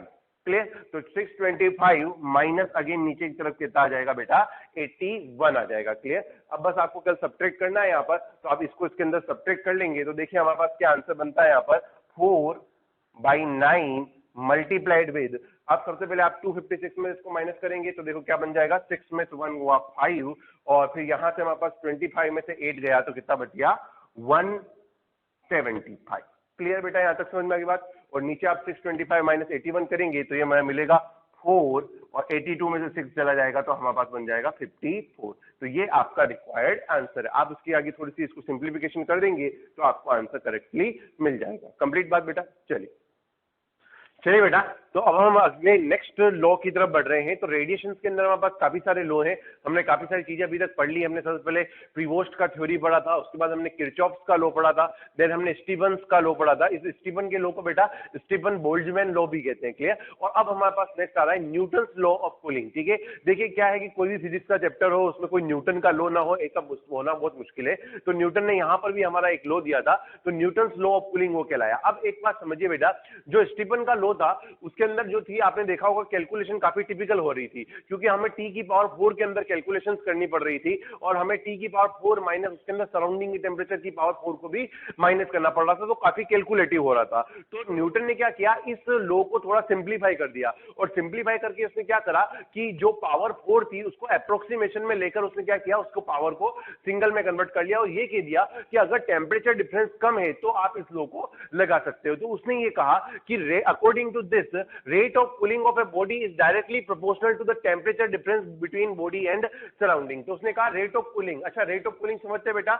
rate of cooling का मतलब होता है rate of fall in temperature। जो हमने RT निकाला था ना पहले, ये उसी की बात कर रहा है। तो उसने कहा कि ये डायरेक्टली किसके प्रोपोर्शनल होता है, temperature difference between body and the surrounding. Clear? तो हम ऐसा कहते हैं, it is valid only for small temperature difference up to 35 degree centigrade and derived from Stefan law. क्योंकि उसने कहा कि ये जो लॉ है ये एक सिंप्लीफाइड फॉर्म है, ये अगर आप टेम्परेचर डिफरेंस को ज्यादा लेंगे तो नहीं यूज कर पाएंगे, क्योंकि हम जानते हैं स्टीफन के लॉ में करेक्ट पावर 4 आती है, उसको इसने अप्रोक्सीमेट किया, इसलिए हमने उसको क्या करा, टेम्परेचर डिफरेंस को सिंगल पावर में कन्वर्ट कर लिया उसने। क्लियर? तो ये केवल आप तभी लगाएंगे जब टेम्परेचर डिफरेंस कितना होगा बेटा, 35 डिग्री सेंटीग्रेड से ज्यादा ना हो। क्लियर? ये स्टीफन लॉ से डिराइव्ड होता है। तो इस लॉ के अकॉर्डिंग क्या है, dt बाई dt समझ रहे हैं बेटा आप? ये क्या है, rate of fall in temperature is directly proportional to the temperature difference between surrounding and the body. तो ये t हो जाएगा temperature of body, t naught हो जाएगा टेम्परेचर ऑफ सराउंडिंग। आप देख पा रहे हैं कि मैंने आगे माइनस भी लगाया बेटा। माइनस इसलिए आया क्योंकि आप एक बात समझिए, अगर आप कोई बॉडी है जिसका टेम्परेचर ज्यादा है, उसको किसी सराउंडिंग में रखते हैं जिसका टेम्परेचर कम है, तो धीरे धीरे बॉडी का टेम्परेचर क्या होने लगता है, कम होने लगता है। तो इसी कारण here negative sign shows temperature is decreasing with time, क्योंकि हम जानते हैं कि धीरे धीरे टाइम के साथ टेम्परेचर डिक्रीज होगा, इसीलिए इसके फॉर्मूले के अंदर आगे क्या आ रहा है, माइनस आ रहा है। क्लियर? अच्छा, हमें ध्यान रखना है बेटा कि ये जो टेम्परेचर डिफरेंस है 35 डिग्री सेंटीग्रेड से ऊपर ना हो। तो ये तो इसका थ्योरेटिकल हो गया हमारे पास। अब इसके न्यूमेरिकल सोल्व करने के लिए आप क्या करेंगे उसको समझिए। न्यूमेरिकल सोल्व करने के लिए हम एक सिंपल, इसका भी सिंप्लीफाइड फॉर्मूला यूज करते हैं, जो आप डायरेक्टली न्यूमेरिकल में लगाएंगे तो आपका क्वेश्चन हो जाएगा। क्लियर? मान लीजिए if a body cools down from T1 degree centigrade to T2 degree centigrade in T time. मान लीजिए एक बॉडी हमारे पास जो कि T1 डिग्री सेंटीग्रेड से कहां जा रही है, T2 डिग्री सेंटीग्रेड पर, और कितने टाइम के अंदर, T टाइम के अंदर। तो ऐसी कंडीशन के अंदर बेटा क्या होगा, T1 minus T2 upon time. देखो T1 माइनस T2 क्या है बेटा, ये dt है। dt क्या होता है, चेंज इन टेम्परेचर। कितना हुआ बेटा, T1 माइनस T2 हो गया। क्लियर? डिवाइडेड बाय क्या आ जाएगा यहाँ पर, time t। Clear? Is equals to k into T1 plus T2 by 2 minus T naught हो जाएगा। क्लियर? अब आप सोच रहे होंगे कि सर आपने यहाँ पर T1 माइनस T2 लिखा, क्योंकि आप जानते हैं T1 बड़ा होगा और T2 छोटा होगा। ये जो T है ना, इसकी जगह हम एवरेज टेम्परेचर लिखेंगे T1 प्लस T2 बाई 2 और माइनस क्या आ गया बेटा, T नॉट। तो इस फॉर्मूले का आप यूज करेंगे यहाँ पर।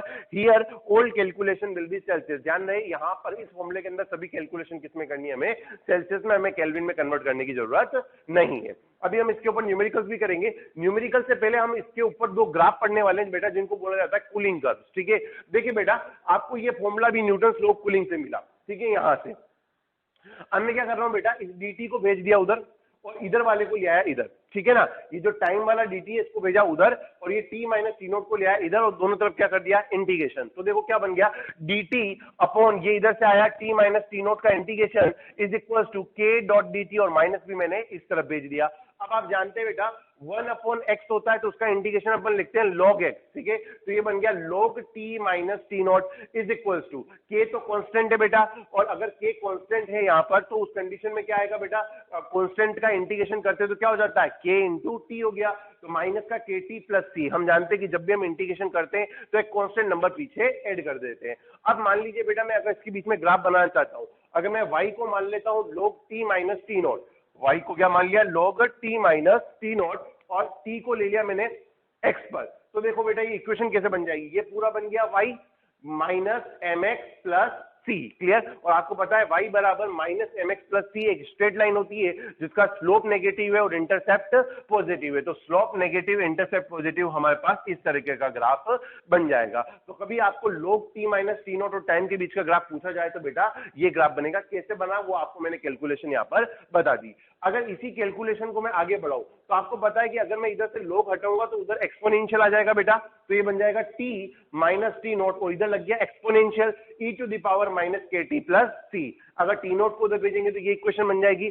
अब अगर मैं बेटा ग्राफ बनाता हूं किसके बीच में, टाइम टी और टेम्परेचर बॉडी टी के बीच में, तो एक्सपोनेंशियली डिक्रीज्ड ग्राफ बनेगा। सबको पता है एक्सपोनेंशियली डिक्रीज कैसे होता है बेटा, तो एक्सपोनेंशियली डिक्रीज्ड ग्राफ यहां पर हमारा बनेगा। सबसे पहले देखिए आप, अगर आप टी की वैल्यू को 0 मान लेते हैं, टाइम कितना ले लेते हैं 0, तो उस कंडीशन में देखो ये आएगा e की पावर सी, तो e की पावर सी मतलब कोई कांस्टेंट होगा जहां से स्टार्ट कर रहा है। और अगर आप t को इंफिनिटी ले लेते हैं तो ये वाली पूरी टर्म कितनी हो जाएगी बेटा 0, और केवल क्या बचेगा टी नॉट। तो फाइनली कहां चला जाएगा वो सराउंडिंग टेम्परेचर पर। और ये बात तो हम भी समझ पा रहे हैं बेटा कि बॉडी अगर कूल होती है तो कूल कितनी होगी, सराउंडिंग की टेम्परेचर जितना ही कूल होगी। तो आपको ये दोनों ग्राफ याद रखने, कभी क्वेश्चन में पूछा जाए तो आप सीधे यहां से टिक कर सकते हैं। चलिए बेटा, तो अब हम न्यूमेरिकल्स की तरफ बढ़ रहे हैं, न्यूटन लॉ ऑफ कूलिंग के। तो जो अभी हमने न्यूटन लॉ ऑफ कूलिंग के लिए न्यूमेरिकल फॉर्मूला पढ़ा उसके ऊपर बेस्ड हम क्वेश्चन करेंगे। यहाँ पर दो ही तरह का क्वेश्चन बनता है इस पे, जो दोनों तरह के क्वेश्चन को हम यहाँ पर कंप्लीट करते हैं। क्लियर। पहला क्वेश्चन दिया है हमें, a body cools down from 80 degree centigrade to 70 degree centigrade in 30 seconds and 60 degree centigrade to 50 degree centigrade in 70 seconds, find out the temperature of surrounding. आपको पता है कि ये फॉर्मूला भी हमने यहाँ पर न्यूटन लॉ ऑफ कूलिंग में पढ़ा है। क्लियर। तो यहाँ पर क्या आ जाएगा बेटा, पहले T1 आ गया 80, T2 आ गया 70 डिवाइडेड बाय टाइम कितना हो गया 30 seconds is equals to K, यहाँ 80 plus 70 by 2 minus T naught surrounding का टेम्परेचर हमें निकालना है। ये हमने पहले वाले के लिए इक्वेशन बना दी, सेम में आपको दूसरे वाले के लिए इक्वेशन बनानी है। तो 60 माइनस 50 अपॉन 70 हो गया is equals to K into ये इक्वेशन हमारे पास बन गई। मैंने बेटा दोनों को डिवाइड किया, दोनों को डिवाइड करूंगा तो ये K से K हमारा कट गया और आगे केवल बस कैलकुलेशन करिए बेटा, और कैलकुलेशन करके हमने टी नॉट को निकाला है। तो इजी कैलकुलेशन, कुछ खास बात नहीं है, सिंपल सी दो इक्वेशन बनाई हमने अलग अलग टाइम के लिए, दोनों को डिवाइड कर दिया। आपको कोई टेंशन लेने की जरूरत नहीं है टाइम सेकंड्स में दिया है या मिनट में, आपको सीधा यहां रखना है क्योंकि सेकंड से सेकंड इसका कट जाएगा। क्लियर। तो एक तरीके का न्यूमेरिकल तो बेटा हमारा ये बनता है, और दूसरे तरीके का न्यूमेरिकल यहां पर इस तरीके का बनेगा, if a body cools down from 60 degree centigrade to 40 degree centigrade in 10 minute, then find out the temperature of body after next 10 minute if temperature of surrounding is 25 degree Celsius. Question ये कह रहा है एक body 60 से 40 पर आ जाती है 10 minute के अंदर, जब सराउंडिंग का टेम्परेचर 25 डिग्री सेल्सियस हो, तो अब ये कह रहा है कि अगले 10 मिनट में बॉडी कहां चली जाएगी। क्लियर। तो देखिए हम फॉर्मूला लगाते बेटा, तो वही T1 minus T2 upon time is equal to K into average. 60 और 40 का एवरेज आपको पता है बेटा कितना आएगा 50 माइनस सराउंडिंग का टेम्परेचर 25। तो इसको कैलकुलेट किया तो हमें K की वैल्यू मिल गई 2/25, क्योंकि इस इक्वेशन से K डायरेक्ट निकल रहा है तो हमने डायरेक्टली निकाल दिया। क्लियर। अब देखो, let temperature of after next 10 minute is T, हम मान लेते T, जो 10 मिनट के बाद टेम्परेचर है वो हमारा कितना हो रहा है T हो रहा है, तो 40 minus T upon 10 is equals to K। अब ये 40 जो है बेटा ये क्या कहलाएगा हमारा इनिशियल टेम्परेचर, इसके लिए वो भले फाइनल था बट इसके लिए वो क्या बन जाएगा इनिशियल। तो 40 माइनस ये हो गया final divided by 10 is equals to K into अपन ने एवरेज लिख दिया 40 प्लस T बाई 2 माइनस 25। कुछ खास नहीं किया बेटा, यहाँ K की वैल्यू पुट कर दी, कैलकुलेशन करा, इधर उधर करके सॉल्व करेंगे, फाइनली हमारा टेम्परेचर आ गया 220/7 जो कि 31.4 डिग्री सेंटीग्रेड के अप्रोक्सीमेटली इक्वल होगा। तो आप देख पा रहे बेटा पहले के 10 मिनट में टेम्परेचर में डिक्रीमेंट कितना आया बेटा 20 डिग्री सेंटीग्रेड का, और अगले 10 मिनट के अंदर टेम्परेचर के अंदर डिक्रीमेंट कितना आया 9 डिग्री सेंटीग्रेड का। मतलब हमें पता चल रहा है कि रेट ऑफ कूलिंग जो है वो टाइम के साथ धीरे धीरे क्या हो रही है डिक्रीज हो रही है। इसी कारण हम वहां पर क्या लगाते हैं बेटा नेगेटिव लगाते हैं। क्लियर। क्योंकि धीरे धीरे रेट ऑफ कूलिंग क्या होती है टाइम के साथ डिक्रीज होती है। कंप्लीट बात। चलिए बेटा, तो हम आगे बढ़ रहे हैं, हमारे पास नेक्स्ट लॉ आ रहा है विंस डिस्प्लेसमेंट लो। अगेन ये भी एक एक्सपेरिमेंटल लो है और इससे हमारे पास कुछ ऑब्जर्वेशन यहाँ पर मिली है।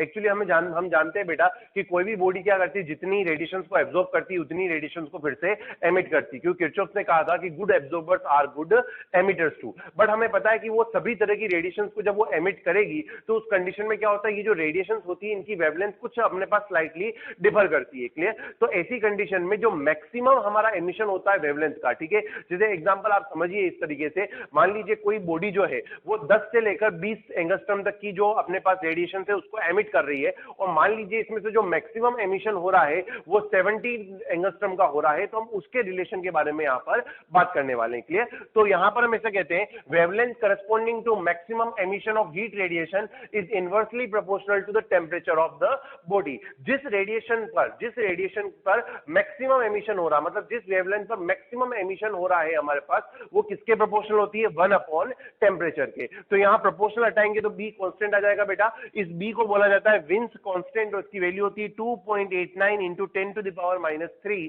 Metre kelvin. क्लियर? इस लैम्बडा एम को इधर भेजोगे तो ये लैम्बडा एम इंटू टी किसके इक्वल हो जाएगा बेटा? बी के इक्वल। और टी यहां पर किसके अंदर होगा बेटा? केल्विन में। आपको पता है कि जो वेवलेंथ होती है उसको हम लिखते हैं वेलोसिटी अपॉन फ्रीक्वेंसी, ठीक है ना? किसी भी वेव की वेवलेंथ को लिखा जाता है वेलोसिटी अपॉन फ्रीक्वेंसी। बट ये तो हीट रेडिएशन है, और हीट रेडिएशन की जो वेलोसिटी होती है वो किसके इक्वल होती है बेटा? लाइट की वेलोसिटी के इक्वल। तो हमने लैम्बडा एम को लिख दिया C/FM, जहां FM क्या होगा? Frequency corresponding to the maximum emission. मतलब जो भी रेडिएशन जो मैक्सिमम एमिट हो रही है उसकी जो फ्रीक्वेंसी है उसके बारे में हम यहाँ पर बात कर रहे हैं। क्लियर? तो मैंने यहाँ पर लैम्बडा एम की जगह क्या रख दिया बेटा? C/FM इज इक्वल टू कितना हो गया? BT। तो अगर हम FM निकालेंगे तो क्या आ जाएगा? TC/B। क्लियर? तो कभी कभी क्वेश्चन में आपको लैम्बडा एम के साथ साथ क्या पूछ लिया जाता है? FM भी पूछ लिया जाता है। तो FM निकालना को क्या करोगे? Temperature in kelvin multiplied with light velocity divided by B Wien's constant. अगर हम यहां से देखें बेटा तो C क्या है? लाइट की स्पीड, वो एक कांस्टेंट नंबर है। B क्या है? विंस कांस्टेंट, वो भी एक कांस्टेंट नंबर है। मतलब फ्रीक्वेंसी किसके प्रोपोर्शनल हो रही है? टेम्परेचर के। अगर बेटा मैं ग्राफ बनाता हूं तो देखो फ्रीक्वेंसी और टेम्परेचर के बारे में अगर मैं बात करूं तो इसके अंदर डायरेक्टली प्रोपोर्शनल है बेटा, तो ग्राफ कैसा बनेगा बेटा? सीधा ग्राफ बनेगा। बट लैम्बडा एम को ध्यान से देखो, lambda m is proportional to 1/T। तो हम जानते हैं कि ये ग्राफ कैसा बन रहा है? y proportional to 1/x। और आपने बेसिक मैथ्स में पढ़ा होगा इस तरह के ग्राफ को हम बोलते हैं हाइपरबोला। तो ये हाइपरबोला का ग्राफ बन जाएगा लैम्बडा एम और टी के बीच में। बट इसमें कैसा बनेगा? Straight line. ये अपन ने आपने बेसिक मैथ्स के अंदर आप पढ़कर आए होंगे। तो lambda M proportional to 1/T है, तो y प्रोपोर्शनल टू 1/x हो रहा है। अब ध्यान से देखिए बेटा, टेम्परेचर बढ़ेगा तो लैम्बडा एम घटेगा, बट फ्रीक्वेंसी हमारे पास इंक्रीज होगी। इस विंस डिस्प्लेसमेंट लॉ का एक बहुत अच्छा और एग्जांपल है जो कि आता है टेम्परेचर ऑफ स्टार्स। आपने देखा होगा कि जो स्टार्स होते हैं वो अलग अलग कलर्स के होते हैं, मतलब अलग अलग कलर्स में वो चमकते हैं। कुछ रेड कलर में चमकता है, कोई ऑरेंज कलर में चमकता है। तो उनके पीछे क्या रीजन है? उनके पीछे बेसिक रीजन है बेटा कलर का नहीं, वो उनके टेम्परेचर का रीजन है। क्लियर? जो टेम्परेचर होता है, हम जानते हैं कि जो हमारे पास मैक्सिमम वेवलेंथ होती है वो किस पर डिपेंड करती है? टेम्परेचर पर। तो जब उसका टेम्परेचर डिफर होता है तो उससे वेवलेंथ डिफर होती है। और हम जानते हैं कि जो ये विग्योर होता है इसके अंदर क्या होता है? टेम्परेचर का ही अपने पास चेंज हमारे को मिलेगा। तो एक बात समझिए बेटा कि जितना ज्यादा स्टार का टेम्परेचर होगा उतनी उसकी कम वेवलेंथ होगी। आप समझ पा रहे बेटा? टेम्परेचर जितना ज्यादा उतनी वेवलेंथ हमारे पास कम मिलेगी। अगर हम विग्योर की बात करें तो उसमें हम जानते हैं कि जब आप वॉयलेट से रेड कलर की तरफ बढ़ते हैं तो धीरे धीरे हमारे पास वेवलेंथ बढ़ने लगती है। आपको पता भी होगा जो ये रेड कलर होता है इसकी हाईएस्ट वेवलेंथ होती है, और जो वॉयलेट कलर होता है उसकी लोवेस्ट वेवलेंथ होती है। क्लियर? बट हम जानते हैं अगर आप ऐसे बढ़ोगे, इसका मतलब हम अगर आगे बढ़ रहे हैं तो लैम्बडा अगर बढ़ रहा है तो हमारा टेम्परेचर क्या होगा? डिक्रीज होगा। इसका मतलब temperature of red star will be lowest and temperature of violet star will be maximum. तो ध्यान रखना बेटा, ऐसे आगे बढ़ोगे तो टेम्परेचर लगातार कम होता जाता है। अब क्वेश्चन कैसा आता है? वो आपको ऐसा कहेगा कि मेरे पास 2 स्टार है, एक का कलर ब्लू है और दूसरे का कलर है येलो, बताओ किसका टेम्परेचर ज्यादा होगा? तो बता सकते हैं अपन बेटा, क्योंकि अगर हम इस तरफ बढ़ेंगे तो टेम्परेचर हमारा क्या हो रहा है? डिक्रीज। बस आप ये देख लेना कि ब्लू और येलो में से वेवलेंथ किसकी ज्यादा है? जिसकी वेवलेंथ ज्यादा होगी उसका टेम्परेचर कम होगा। कंप्लीट ये बात बेटा? चलिए न्यूमेरिकल पे चलते हैं बेटा। किस तरह का न्यूमेरिकल इसमें बनता है? जैसे मान लीजिए temperature of a body is 527 degree Celsius and wavelength corresponding to maximum emission is 1000 angstrom, then find the wavelength of maximum emission at 627 degree Celsius. हम जानते हैं lambda M proportional to 1/t होगा बेटा, तो lambda m1 upon lambda m2 उल्टा हो जाएगा t2 upon t1। t2 कितना दिया है 627 डिग्री सेल्सियस, बट हमें क्वेश्चन किसमें करना है केल्विन में, तो इसको प्लस 273 कर दिया, डिवाइड बाय 527 प्लस 273, तो 900 डिवाइड बाय 800, तो आ गया 9/8, क्रॉस मल्टीप्लाई करेंगे तो आंसर आ जाएगा 8000/9 एंगस्ट्रॉम। क्लियर? चल, तो बेटा ये नेक्स्ट क्लास का होमवर्क रहेगा।